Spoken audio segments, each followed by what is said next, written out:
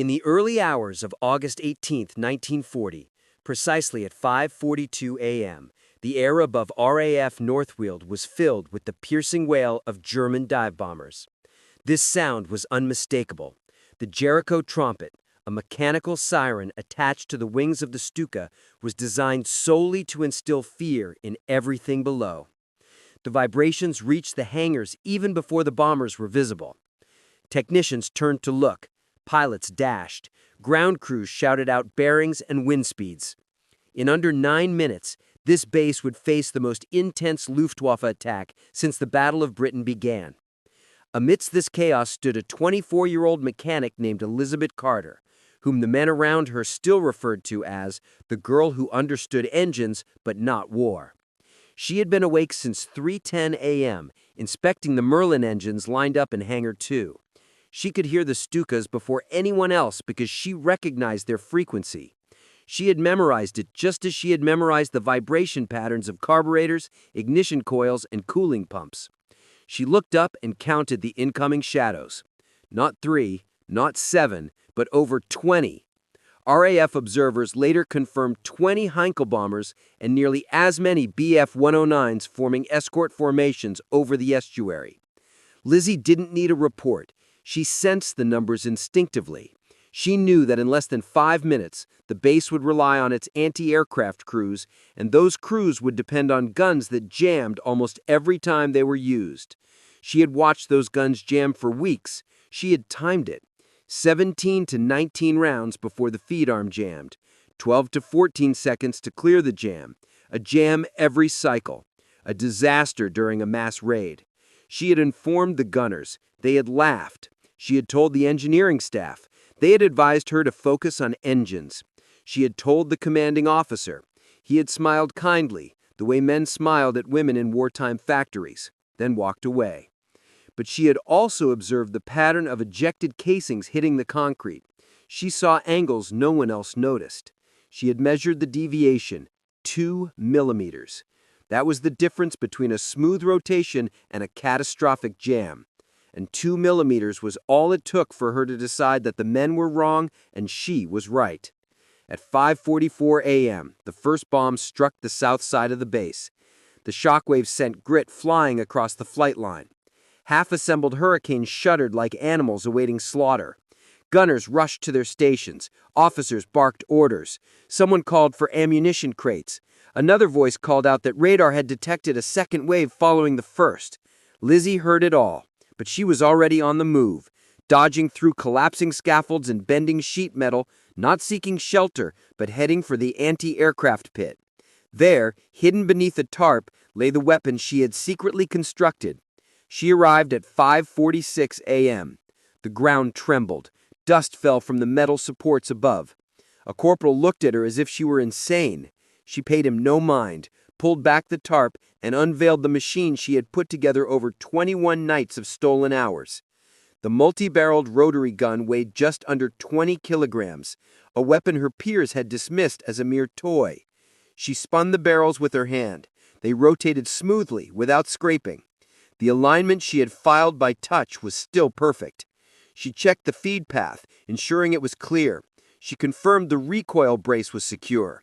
She inspected her ammunition belts, loaded with rounds she had meticulously cleaned by hand to prevent microburrs. She had done all this because she knew the battle that would validate her work would arrive unexpectedly, without preparation or permission. 5:47 a.m. Sirens blared. Shouts echoed. The bomb blast pattern shifted as the second wave tightened its formation. The Luftwaffe had flown over 800 sorties in the past 24 hours. British ground crews were exhausted. The men operating the old 3-inch guns had been awake for nearly 30 hours. Their hands trembled, their weapons jammed. Their fear was justified. Lizzie watched a Heinkel cross the tree line, flying at less than 4,000 feet and over 200 miles per hour. Its bomb bay doors were already opening. She knew the German crews anticipated no resistance. They had studied RAF Northfield. They knew its vulnerabilities. They knew its guns jammed. They were unaware that a woman they had never heard of had created something to eliminate that advantage. She grabbed the crank, planted her feet, and took a deep breath. No hesitation, no fear, no need for permission. This was the moment she had prepared for, the moment that would determine if her idea was madness or brilliance. And if you believe that sometimes the smallest overlooked detail can change the outcome of an entire battle, let me know by dropping the number 7 in the comments. If you disagree, hit like. And if you want to see what happens when this weapon fires for the first time, make sure you subscribe so you don't miss the next part. At 3:10 a.m. the previous night, while the rest of North Weald slept in shifts and the Luftwaffe prepared another day of saturation strikes, Elizabeth Carter had been hunched over a workbench inside Engine Shed 4, surrounded by scrap metal, stripped hydraulic tubing, and a blueprint she wasn't supposed to have. The Air Ministry's catalog file on multi-barreled weapons was labeled as restricted, yet copies circulated informally among factories, hangars, and ground crew quarters. She had meticulously examined every page for weeks: the Gatling patent from the 1860s, the British attempt at a crank-operated Nordenfelt, and the French mitrailleuse that disastrously jammed at Gravelotte.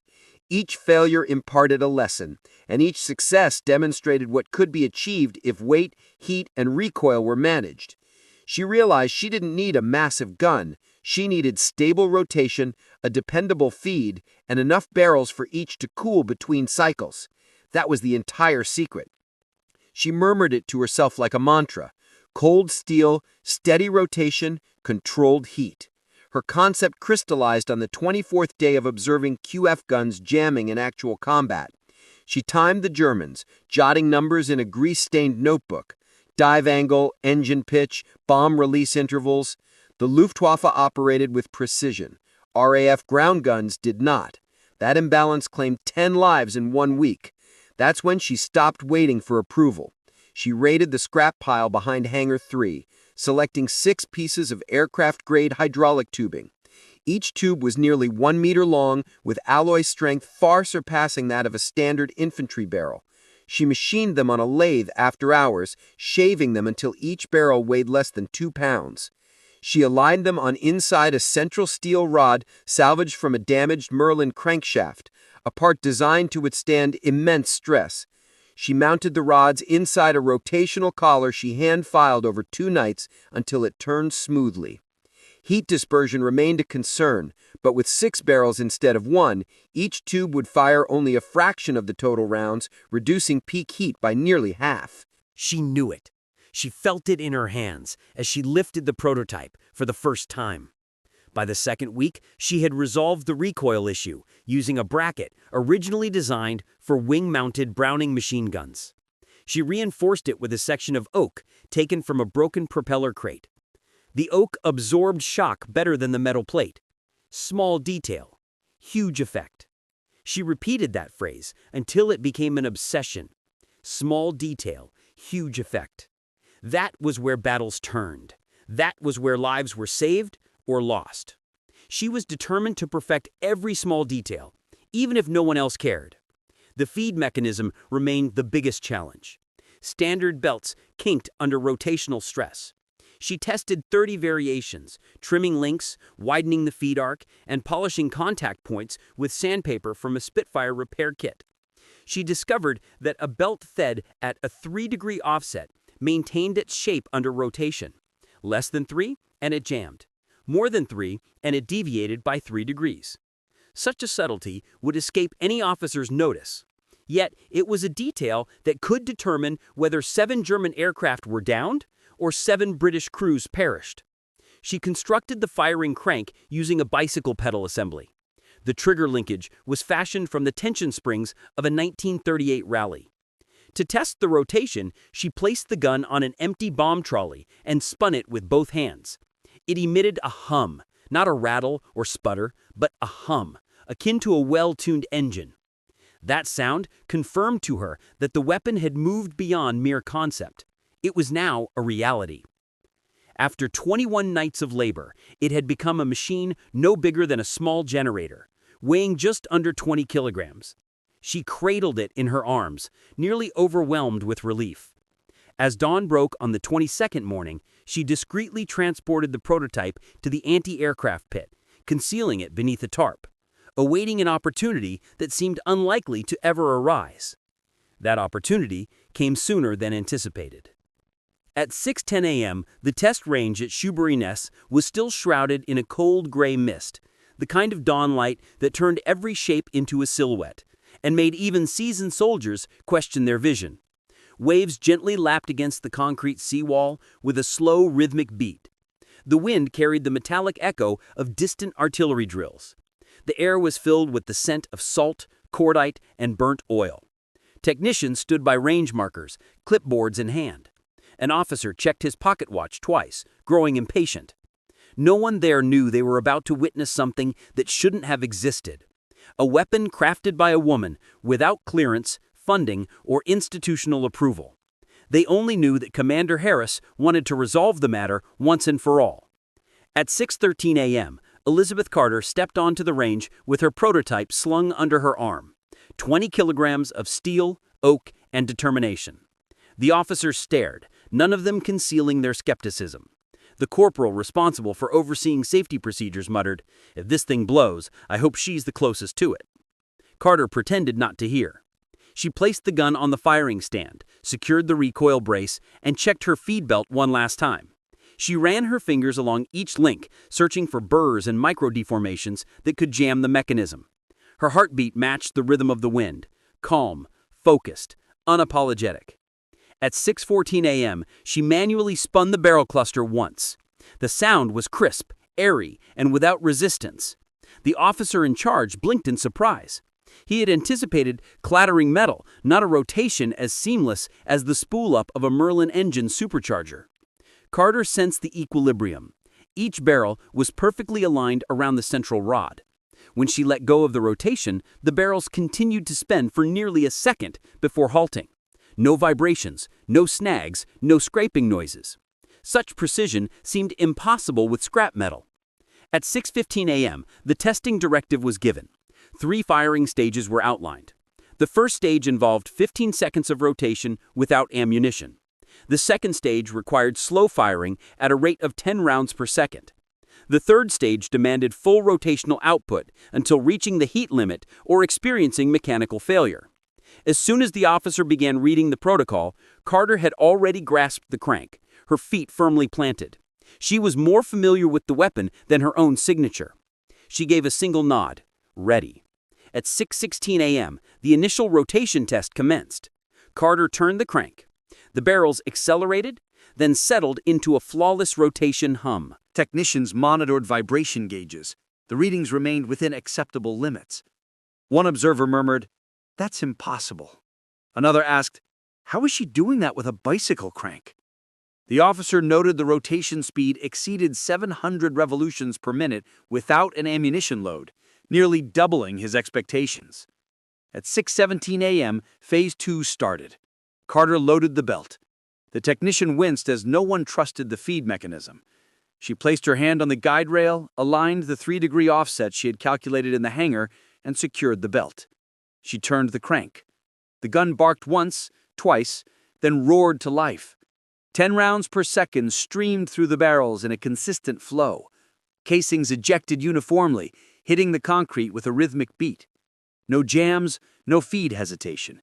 The technician's jaw dropped. The officer stumbled through the range report, unable to conceal his astonishment. At 6:18 a.m., the heat gauges were checked. The barrel temperatures averaged slightly above 200 degrees Celsius, hot but not dangerously so. This indicated that the rotation pattern was distributing the thermal load exactly as she had anticipated. The numbers were crucial. They signified survival. They represented credibility. Her weapon was surpassing the standard Lewis guns by such a significant margin that it was almost heretical. At 6:19 a.m., the final test commenced. Maximum output, no time constraints. Fire until failure. Carter braced herself, took a deep breath, and turned the crank with all the strength she could muster. The barrels became a blurred, shimmering circle. The weapon roared, firing over 1,000 rounds per minute at the armored target plate. Dust and metal fragments burst into the air.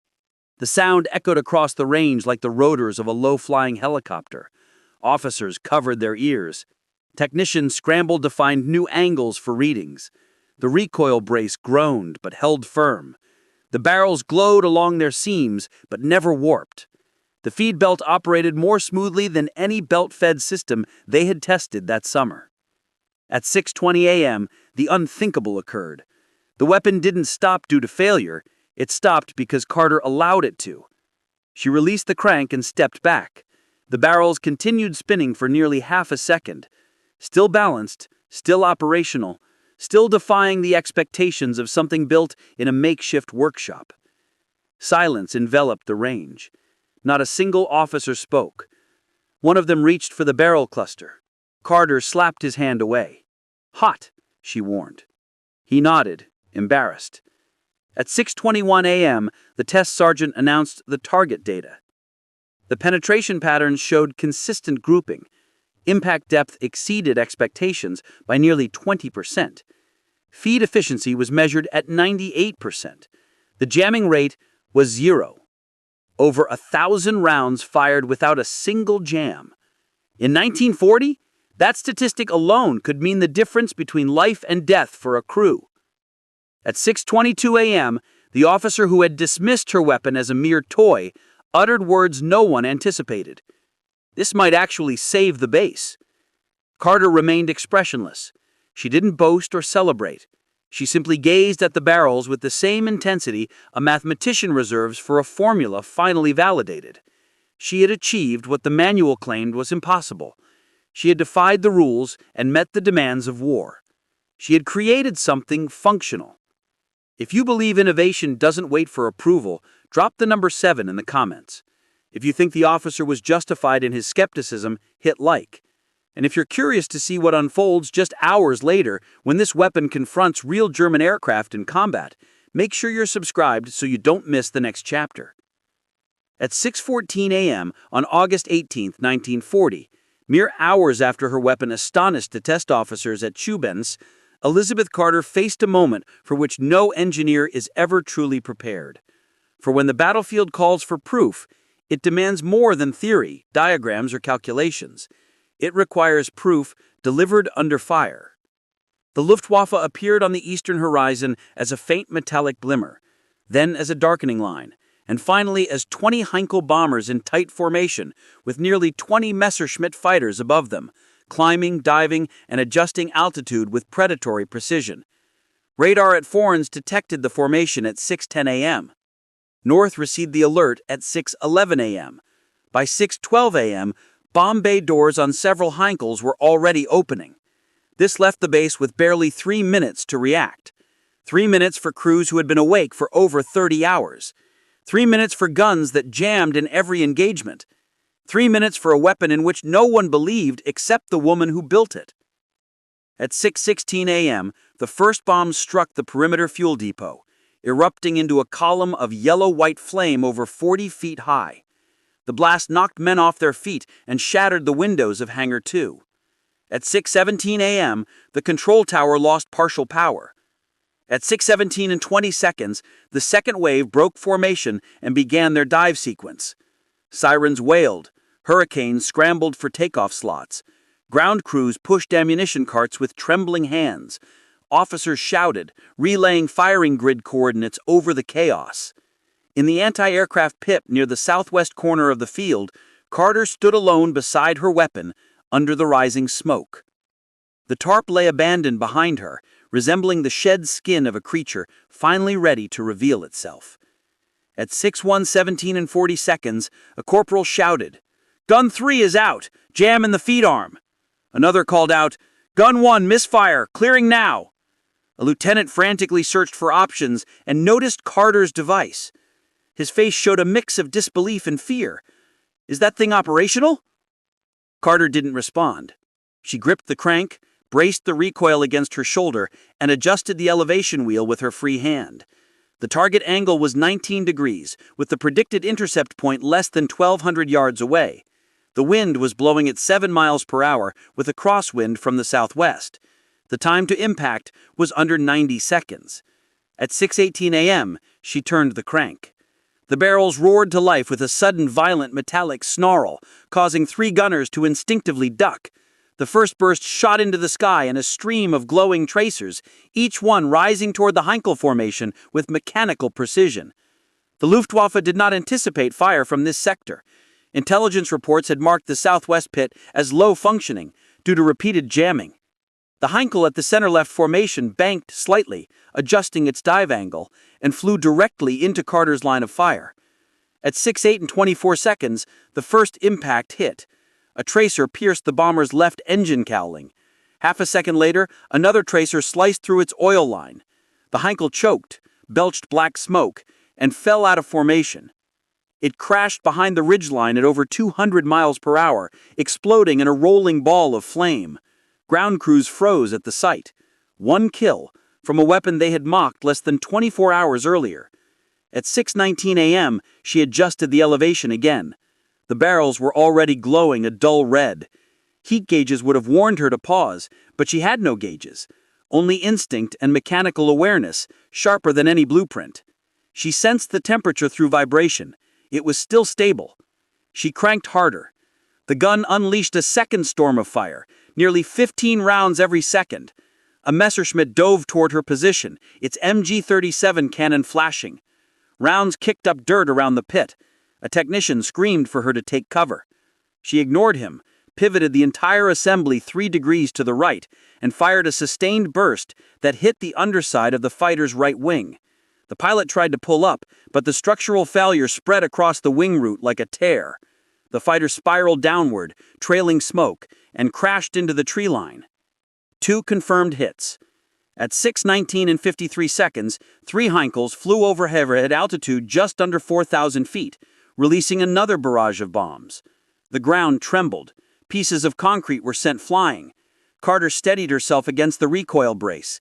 Dust clouded her eyes. She blinked once and continued firing blindly for nearly a second until her vision cleared. A bomber flew into her line of fire. Sparks erupted across its fuselage. It rolled sharply, lost altitude, and disappeared behind a hangar. A third hit. At 6:21 a.m., the Luftwaffe changed their attack strategy. The Heinkels began staggered descent patterns to confuse the gunners, while the Messerschmitts shifted to suppression runs. Carter instinctively recalculated, adjusting for the staggered descent angles. She cranked again. The barrels were hotter than they should have been. She could feel the rotational drag slightly increasing, but the alignment held. Her filing had been flawless.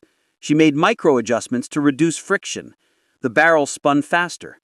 She targeted a descending Heinkel, slipping into its bombing run. 4 seconds of continuous fire stitched a line of impacts from nose to tail. Fuel ignited. The bomber disintegrated in midair. Hit number 4. At 6:21 and 40 seconds, a Messerschmitt dove straight at her guns, blazing. The corporal beside her dove for cover. Carter did not flinch. She swung the weapon in a sweeping arc and fired a burst directly into the fighter's radiator. A plume of white steam erupted. The aircraft broke apart in the air. Hit number 5. At 6:22 a.m., Carter's arms trembled from the sheer force of holding the weapon steady, but she refused to slow down. She pivoted left, tracking another Heinkel entering its bombing glide. The tracers curved upward and tore into the bomber. Flames erupted. The aircraft veered, clipped the tree line, and exploded. Hit number 6. At 6:22 and 50 seconds, the last Heinkel in range attempted a It wasn't the quiet of peace, but rather the hush of people grappling with the events that had just unfolded. In under 15 minutes, a weapon that had neither been sanctioned nor acknowledged, crafted by a woman who had been ignored, achieved what 3 fully manned anti-aircraft positions had been unable to do for weeks. 7 German planes were downed. A complete bombing raid was thwarted, leaving the airfield intact. The number of casualties was prevented from escalating into the dozens. And for the first time in nearly a month, not a single hangar was reduced to ashes. At 7:04 a.m., the base commander, Group Captain Ellenson, emerged from the command bunker, squinting through the smoke, holding a clipboard with now redundant casualty estimates. He had anticipated devastation. He had expected fires. Instead, he saw Carter in the anti-aircraft pit, her face smudged with soot, her arms trembling from the recoil. and the weapon she had created still emitting smoke on its stand. Simultaneously, armorers rushed toward her location, shouting over each other, trying to comprehend how a bicycle-powered contraption with 6 barrels of salvaged tubing and a hand-filed feed assembly had surpassed every official gun on the base. At 7:06 a.m., an engineering officer inspected the spent casings. He knelt, picked up one, then another, as if examining the evidence of a miracle. The ejection was clean, with no deformities, burrs, or irregular burn marks. The casings behaved with the precision of a factory-made feed system, not a makeshift device cobbled together in a hangar corner. He turned to Ellenson and quietly remarked, "This isn't improvisation. This is engineering." It was the first time anyone in authority had openly acknowledged the truth.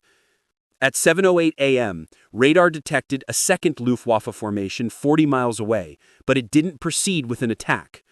The fighters circled, reassessed, and eventually headed back toward Kalala. Analysts later concluded that the 7 losses caused by Carter's weapon prompted a real-time reassessment among the German attack controllers. A base that had once been considered at risk suddenly became statistically deadly. The Luftwaffe's acceptable loss for a single attack was about 10%, but they lost over a quarter of their fleet in one strike. This changed the morning's calculations, and mathematics became its own battleground. At 7:15 a.m., the damage assessment teams presented the first full report. The fuel depot was damaged but not destroyed. Hangar 2 only had broken windows. The control tower experienced partial power loss but remained intact. 9 aircraft were still operational, with 3 needing significant repairs. Casualties were fewer than 12. Under any other anti-aircraft setup, the Henkels would have dropped nearly 10 tons of ordnance on the field, with casualty estimates starting at 40 and climbing. Instead, 7 planes failed to release their payloads because they were no longer in the air. At 7:19 a.m., Ellenson summoned Carter to the operations room. The staff made way for her, their faces a mix of awe, fear, and respect. She stood before the operations map, her hands stained with cordite and her sleeves marked by heat. Ellenson posed a single question: could it be replicated? Carter replied without delay. With the right milling equipment, yes. With superior alloys, easily. With a trained assembly team, even quicker. She paused. But the alignment must be exact. A deviation of 2 millimeters and the feed will jam. 2 millimeters. The same detail everyone had overlooked. The same detail she had filed by hand. The small detail that had saved the base. At 7:24 a.m., Ellenson ordered immediate technical documentation. 3 engineers began dismantling the weapon under Carter's guidance.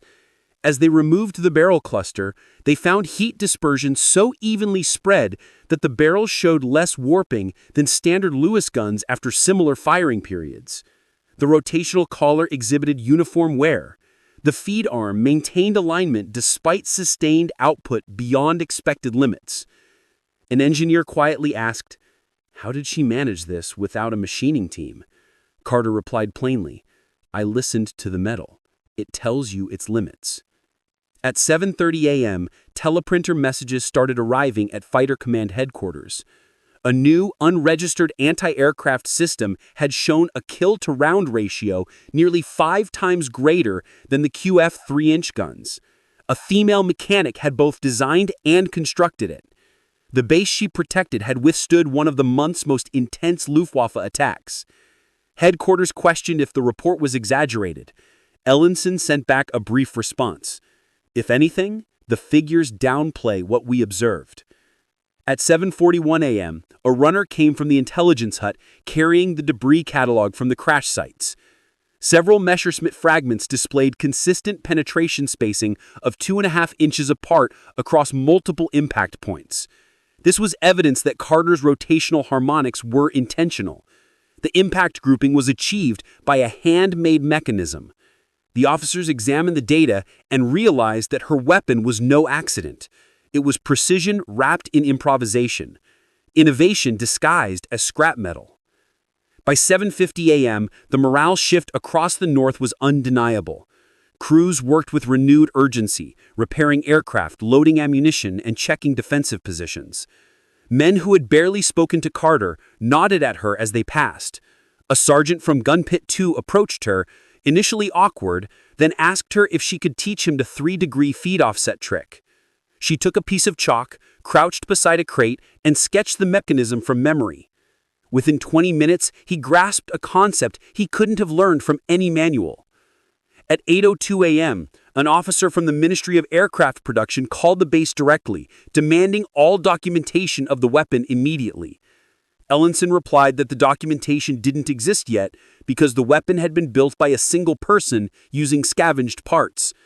The voice on the line went silent. Then, who built it? Ellenson answered, Carter, mechanic, 24, no formal weapons training. Another silence followed. Then, impossible. Ellenson looked out the window at the smoking wreckage of 7 German aircraft and replied, It's only impossible until someone does it. By 8:15 a.m., the designation Carter Mechie appeared in the morning log. Unofficial, unapproved, but real. Engineers began drafting schematics. Technicians collected spent rounds. Officers formed a committee to study integration into other bases. There were political, procedural, and gender obstacles, but none of that mattered in the hours after a battle. Numbers mattered, survival mattered, results mattered. And Carter had delivered all 3. If you believe the RAF should have publicly credited her for her achievements, drop the number 7 in the comments. Hit like if you believe the military would never have permitted such acknowledgement in 1940.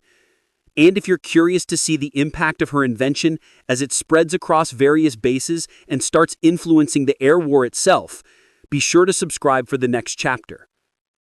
At 9:40 a.m. the next day, less than 24 hours after her weapon had transformed the expectations of an entire airfield, Elizabeth Carter found herself in a cramped briefing hut where 3 officers debated her future as if she weren't present. The air was filled with the scent of burnt insulation and damp canvas. Maps on the wall still bore red marks from the previous day's attack.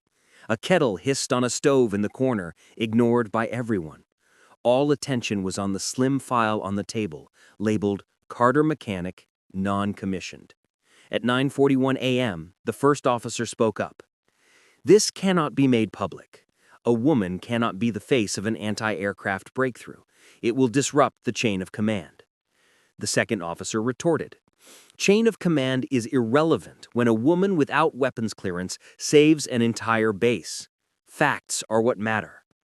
The third officer remained silent, merely tapping the file with a pencil, creating a rhythm of discomfort.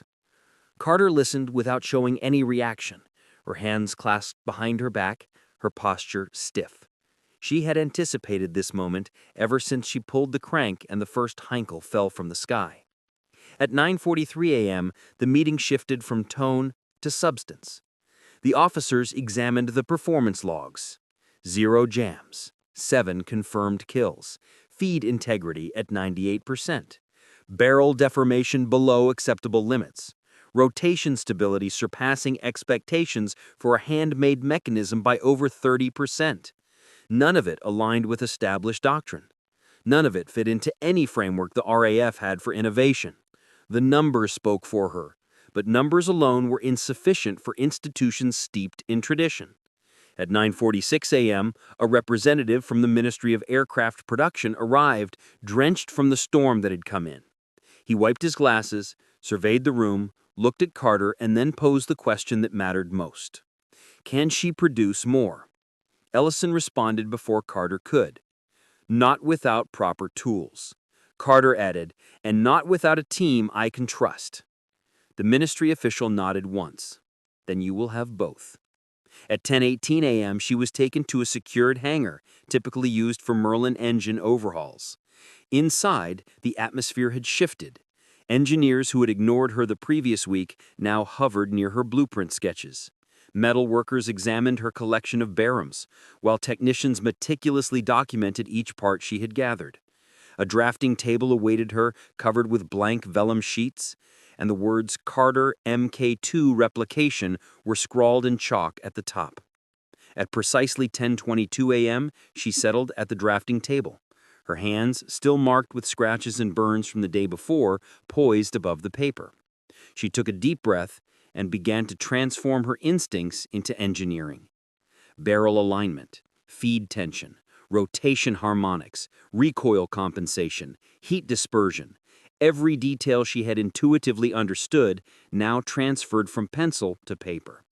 A machine that had been conceived in secrecy was now becoming something that could be reproduced, tested, and shared. By 11:06 a.m., she met her newly assigned team. 6 men from different stations, some experienced, others barely trained, all looking at her with the awkward admiration of those confronting their own biases. One of them, a master fitter named Collins, stepped forward and offered his hand. "We'll follow your lead," he said, his words laden with humility. Carter shook his hand and nodded. "Listen carefully," she instructed. "This weapon works because every measurement is crucial. You miss by 2 millimeters, and it's worthless." At 11:28 a.m., they began cutting metal. The workshop resounded with the screech of lathes and the hiss of welding torches. Carter moved through the cacophony like a conductor, adjusting angles, checking tolerances, and rejecting parts that didn't meet her standards. The crew quickly realized she could spot misalignments before calipers did. She sensed vibrations through her fingertips alone and corrected feed angles by touch. She accomplished in seconds what others took minutes. Innovation wasn't a risk for her, it was her language. At 12:17 p.m., a ministry courier returned with new directives. Carter's weapon was now classified. Production was limited to 3 sites, reports were to be sealed, and personnel were to remain silent. Any public acknowledgement would be postponed indefinitely. The official stated, "We cannot let the Luftwaffe know we have this advantage." Carter looked at him for a moment. "Then don't," she replied. "Just let us build." At 10:02 p.m., 2 men from psychological operations arrived to interview gunners who'd witnessed the weapon in action. They aimed to study morale shifts and anticipated skepticism. Instead, they discovered something remarkable: confidence. Gunners described the Carter Mechie as the only thing on base that never faltered. They echoed the sound of its rotation like a battle cry. Someone remarked that it accomplished what the manual claimed was impossible. At 1:43 p.m., Fighter Command sent out a confidential directive: assess the swift deployment of the Carter multi-barrel system to highly vulnerable bases in southeast England. The term high vulnerability signified only one thing: the Luftwaffe had targeted specific bases for destruction. Now those bases had a fighting chance. At 2:10 p.m., Carter made her way to the runway. Hurricanes were returning from their midday missions, their engines sputtering, wings riddled with holes, and their crews worn out. Pilots disembarked and saluted her. One of them, Flight Lieutenant Granger, approached and said, "5 weeks ago, we were losing men faster than we could replace them. Yesterday, fewer bombs hit this field than on any day since July. That was your doing, not the officers, you." She averted her gaze, unsure how to handle praise that felt heavier than the weapon she had created. At 4:32 p.m., she penned her first formal design notes, titling the top page, "Reasons for Success." It contained a single line: "I built it because no one else would." By 4:10 p.m., rumors circulated that the weapon might be installed at Debden, Hornchurch, and Biggin Hill, 3 of the most targeted RAF stations in the southeast. If Carter's system reduced bomb drop accuracy by even 10%, analysts estimated it could save over 100 aircrew and ground personnel in a 2-month period. 10%, a seemingly small figure that changed everything. At 5:53 p.m., she walked past a group of young mechanics examining her prototype. They instinctively stepped aside as if she were an officer. One asked, "Miss Carter, what should we call it?" "The Carter gun." She paused. "Call it whatever you like. Just make sure it works." At 6:14 p.m., a ministry official returned to inform her she would not receive public recognition until after the war. Too sensitive, too political, too unconventional. She nodded slowly. "But you will keep building?" he inquired. She looked at her hand, still trembling from exhaustion. "As long as they keep flying at us," she answered. If you believe she deserved far more credit than the RAF ever gave her, drop the number 7 in the comments. If you think secrecy was unavoidable during wartime, hit like. And if you want to see how her invention influenced the final phase of the air war and what happened to her after 1940, make sure you are subscribed for the next chapter. At 8:20 a.m. on the first clear morning after the September raids, Elizabeth Carter stood alone beside the ruins of Hangar 4, watching crews remove the twisted frames of 2 Hurricanes that had burned during a night strike. The airfield smelled of scorched rubber and wet concrete. A month had passed since her weapon had saved North Weald. A month of classified briefings, midnight machining sessions, and whispered acknowledgments from officers who still refused to mention her name in public. The Carter Mk-1 had already been sent to Deben, Hornchurch, and Big Hill. Reports from these locations indicated a similar trend to what North Weald had observed. Fewer bombs were hitting their main targets. More bombers were forced to break formation, which boosted the morale of the weary crews. However, the design remained a secret. The ministry demanded silence, and history was already beginning to close in on her like a lid. By October 6, 1940, the Luftwaffe had altered its tactics. Instead of precise daylight raids, they switched to nighttime bombings. Firestorms swept through London, and entire streets were reduced to rubble. Anti-aircraft guns still played a role, but the chaos of night combat obscured the contributions of specific weapons. Her design inspired new rotary feed experiments at 2 different research facilities, but official documents only referred to them as multi-barrel prototypes. Her name was removed from the blueprints not out of spite, but because the war pushed everything towards anonymity. At 10:03 a.m. on December 12th, she received orders to transfer to a rear area engineering depot near Wolverhampton. The ministry's explanation was brief. "Your contributions have been acknowledged. You are needed in engine production, where your skills will more broadly benefit the war." She read the sentence 3 times, then placed the paper on her bunk. She understood what it meant. They needed her creativity, but not her presence. They needed her hands, but not her signature. They needed her work, not her story. At 12:27 p.m., she boarded a transport truck heading north. No ceremony, no commendation, just a handshake from Group Captain Ellison and a quiet private sentence that stayed with her for the rest of her life. Not all victories are recorded in books. Some are carried only by the people they saved. She nodded, then stepped into the back of the truck as the engine roared to life. By 1944, the principles behind her feed assembly appeared in several new anti-aircraft prototypes. No one traced them back to her. No one intended to. The war machine absorbed ideas, like engines consumed fuel, efficiently, impersonally, without memory. When the first American electric GU-150 minigun concepts. But in the memories of the men who survived North Weald, she was the difference between life and fire. She was the quiet force behind their survival.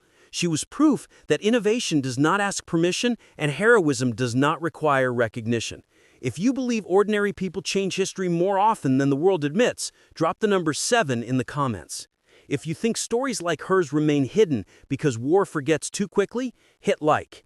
And if you want to help keep these forgotten names alive, subscribe now and stay with us. This channel exists so their stories do not vanish into silence. There is something I keep returning to every time I revisit Elizabeth Carter's file, a question that refuses to disappear. How can a weapon change the course of a battle, yet the name of its creator vanish into silence? I no longer believe it happened simply because she was a woman in a male-dominated military. From the documents I've read, the pattern is clearer. Elizabeth did not fit the system. She wasn't a commissioned engineer. She wasn't on an innovation roster. She didn't wait for authorization to fix a problem that was killing men she worked beside. She represents a rare type of wartime figure, the individual who solves a crisis while the institution is still debating the definition of the problem. And in my view, that is exactly why her story matters more today than it did in 1940. While examining the internal RAF memos regarding her weapon, one particular detail caught my attention. Her 3-degree feed adjustment, which resolved the jamming issue, was deemed non-replicable by senior engineering teams. However, a close look at her handwritten notes reveals it wasn't mere luck. It stemmed from an intuition that no formal engineer would typically document. She sensed the flaw, she listened to the metal, she understood the weapon through touch before ever redesigning it on paper. According to my interpretation of the technical reports, this tactile diagnostic approach was considered amateurish at the time, yet the very instinct dismissed by experts became the key to a weapon that never jammed. To me, this highlights an uncomfortable truth about wartime innovation. Sometimes the life-saving breakthrough comes from someone the institution overlooks. And when I compare Luftwaffe mission logs from August 17th with RAF casualty projections, I can't shake this conclusion. If Elizabeth hadn't been in that AA pit, if her barrels had deviated even 2 millimeters off alignment, if her prototype had failed like the official QF guns did daily, then the German after-action report that evening likely would have stated, Northweald eliminated. And if Northweald fell, the eastern defensive net around London would have collapsed for at least 48 hours, a window the Luftwaffe had been desperately trying to create. So when I picture her decades later, standing alone at the Northweald Memorial with a faded blueprint in her hands, I don't see a forgotten mechanic. I see a truth that history rarely acknowledges. The people who change battles are not always the ones history remembers. Her impact wasn't in official citations.